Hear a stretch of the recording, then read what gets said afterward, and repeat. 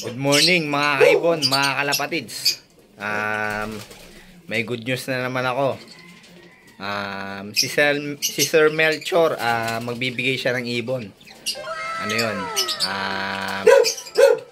Possible split in, no? Possible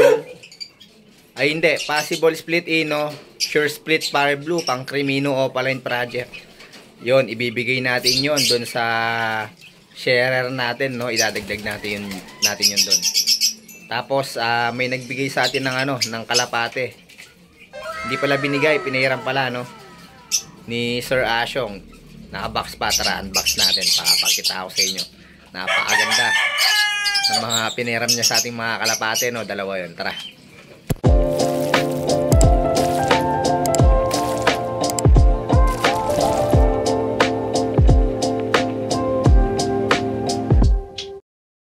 Ayan guys, nasa box pa yung kalapate na binigay ni Sir Asyong sa atin. Yung pinahiram pala, no? Mamaya sabihin ko yung ID ng mga kalapate na to. Napakaganda guys.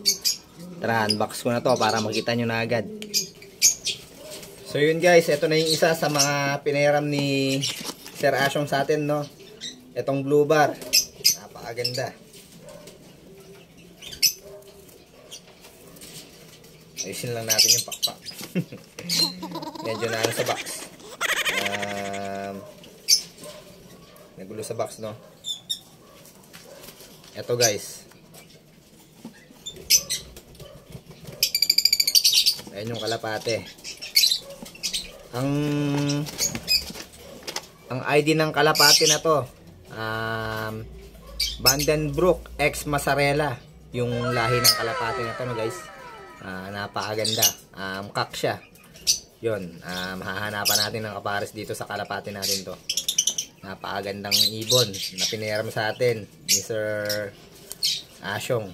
Yun. Napaka natin, no? At napahiram tayo ng ibon. Guys, ito yung pangalawang pinahiram sa atin ni Sir Asyong. Ang ID ng ibon na to, Tomiso na may pasok ng Maui. Yun, napakagandang ibon. Ayan, no? One piece na one piece. Talagang ganda ng katawan. Yun, napaka blessed natin, no? At napahiram tayo ng mga ibon na i-breed natin para sa mga future natin na pangkarerang kalapate.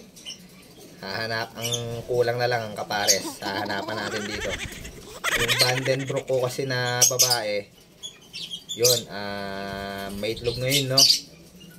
Kaya hindi natin mapapares doon sa isang Vandenbroek na binigay ni Sir Asyong sa atin. Meron tayo ditong Mariano Linahen. Tapos Luis Chu na Grizel. Tignan natin kung anong ipapares natin sa kanila.